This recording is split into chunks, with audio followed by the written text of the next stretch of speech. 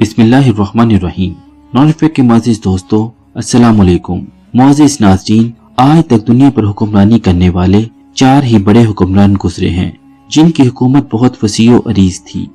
इनमें से 2 अल्लाह ताला के बरगज़ीदा पैगंबर हज़रत सुलेमान अलैहिस्सलाम और हज़रत ज़ुल्करनैन अलैहिस्सलाम हैं, जबकि 2 काफिर बादशाह गुजरे हैं। इनमें से एक नमरूद और दूसरा बख्त नसर हैं।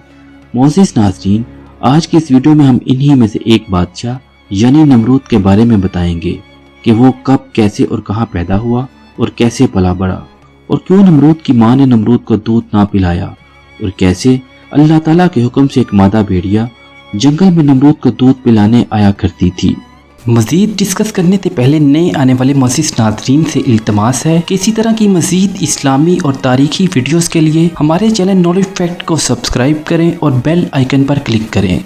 मुअज़्ज़िज़ दोस्तों, एक मर्तबा अल्लाह ताला ने हज़रत इस्राईल अलैहिस्सलाम से पूछा, ए इस्राईल, आज तक इतने लोगों की रूह कब्ज़ कर चुके हो, इनमें से किसी पर तुझे रहम भी आया? इस्राईल ने अर्ज़ किया, ए परवरदिगार, तू खूब जानता है कि रूह कब्ज़ करते हमेशा मेरा दिल दुखता है, लेकिन तेरे हुक्म से सरताबी की मजाल कहाँ? खुदा ने पूछा, ये बता, तुझे सबसे ज्यादा रहम किस पर आया?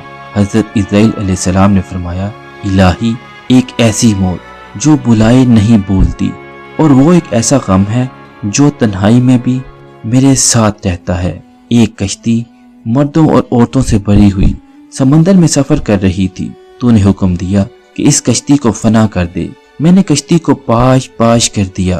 तूने फरमाया कि सब मर्दों और औरतों की रूहें कब्ज कर लो, लेकिन एक औरत और इसके नौज़ायदा बच्चे को छोड़ दे। मैंने तेरे हुक्म की तामील की, सब की जानें कब्ज कर ली। एक बहते तख्त पर माँ और उसका बच्चा रह गए, और फिर वो तख्त समंदर के किनारे में पहुंच गया। मैं इस माँ और बच्चे की जान बचाने पर बहुत खुश हुआ, लेकिन फिर तेरा हुक्म आया, ए इस्राईल, जल्द माँ की रूह कब्ज कर और बच्चे को अकेला छोड़ दे। बारी ताला, तू खूब जानता है। ये हुक्म पाकर मेरा कलेजा कांप गया था। मुझे इस शीरख्वार बच्चे को इसकी माँ से अलग करके जिस कदर तकलीफ पहुंची थी, अब इस वाक़या को एक मुद्दत बीत चुकी है, लेकिन वो बच्चा अभी तक भी याद आता है। अल्लाह ताला ने फरमाया, क्या तू जानता है वो बच्चा अब कहाँ है और किस हाल में है? ए इस्राईल, सुन, जब तूने इस माँ की रूह कब्ज की और बच्चे को तन्हा छोड़ दिया, तो हमने समंदर की एक मौज को हुक्म दिया कि इस बच्चे को इख्तियार से एक वीरान जजीरे में डाल दे। इस जजीरे में एक सरसब्ज और घना जंगल था। यहाँ साफ शिफाफ मीठे पानी के चश्मे बहते थे और बेशुमार फलदार दरख्त थे। इस जजीरे पर हमने अपने फजलो करम से महज इस बच्चे की खातिर लाखों खुशनुमा और हसीन परिंदे भेजे, जो हर वक्त चहचहाते और नया राग अलापते थे। हमने चंबेली के फूलों और पत्तों को हुक्म दिया कि इस बच्चे का बिस्तर तैयार करो ताकि वो इस पर आराम की नींद सोए। हमने उसे हर खौफ और खतरे से महफूज कर दिया। आफताब को हुक्म दिया कि अपनी तेज धूप इस पर ना डाल। हवा को फरमाया कि इस पर आहिस्ता आहिस्ता चल। बादलों को हुक्म दिया कि इस पर मींह ना बरसाना। बिजली को हुक्म दिया कि खबरदार, इसे अपनी तेजी दिखाकर मत डराना। इन्हीं दिनों जंगल में भेड़िए की मादा ने बच्चे दिए थे। हमने उसे हुक्म दिया कि अपने बच्चों के साथ इस इंसान के बच्चे को भी दूध पिला, इसकी देखभाल कर और इसे कोई दुख ना पहुंचने देना। ए इस्राईल, इस भेड़िए ने हमारे हुक्म की तामील की, यहाँ तक कि वो तन्हा और बेजाहिर बेयारो मददगार बच्चा परवरिश पाकर खूब सेहतमंद और बहादुर हो गया, और हमने उसके पांव पर कभी कांटा भी चुभने ना दिया। दुनिया जहां की नेमतें इसे अता की और वो इस पर शुक्र भी अदा करता था। और ए इस्राईल, क्या तुम जानते हो कि वो बच्चा अब कहाँ है और क्या कर रहा है?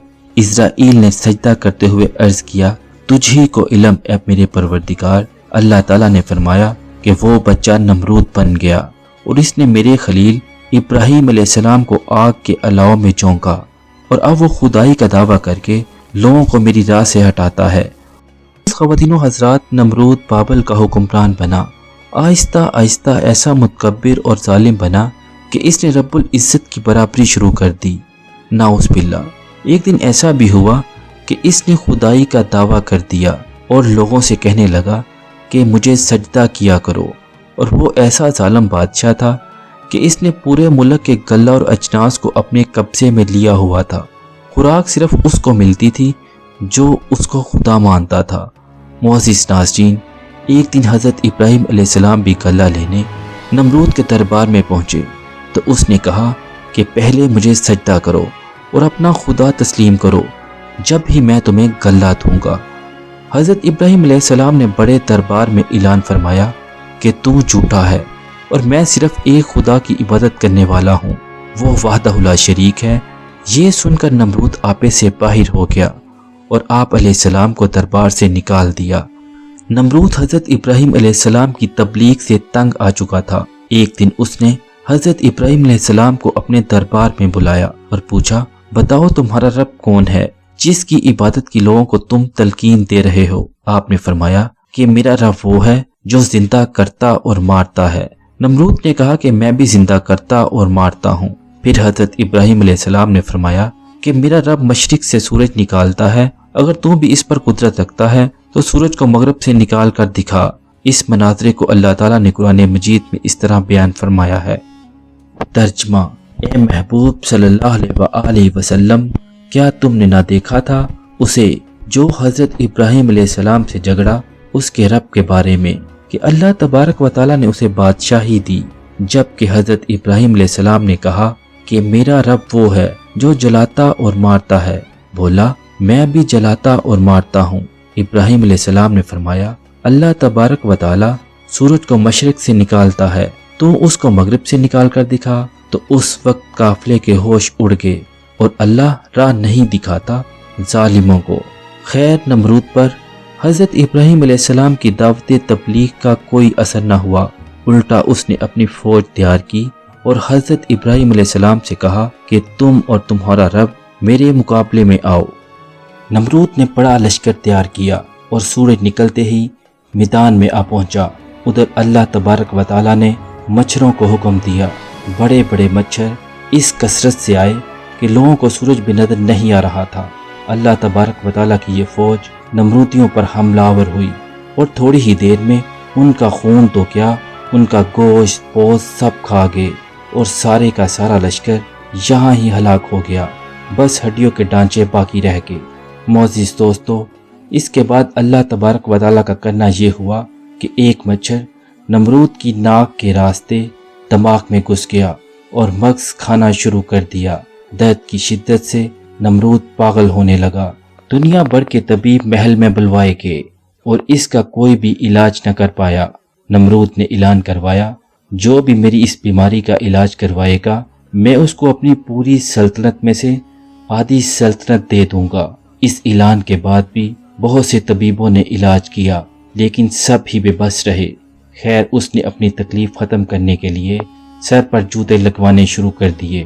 خدا کی قدرت دیکھیے کہ جب بھی سر پر جوتا پڑتا، مچھر کاٹنا چھوڑ دیتا، جب جوتا نہ پڑتا تو دوبارہ کاٹنا شروع کر دیتا۔ کیفیت یہ ہو چکی تھی کہ جو شخص نمرود کے سر پر جوتا مارتا وہ اس کا ہمدرد کہلواتا۔ یوں جوتے پڑتے اور کھاتے کئی سال گزر گئے اور نمرود بالآخر ذلیل و خوار ہو کر مر گیا اور جہنم واصل ہوا۔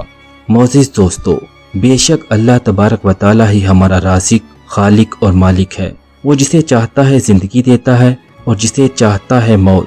قابل غور بات یہ ہے کہ ہم نے ملک الموت کے آنے سے پہلے اپنی آخرت کی زندگی کے لیے سامان اکٹھا کرنا ہے۔ اللہ تعالیٰ ہمیں نیک اعمال کرنے کی توفیق عطا فرمائے۔ آمین ثم آمین۔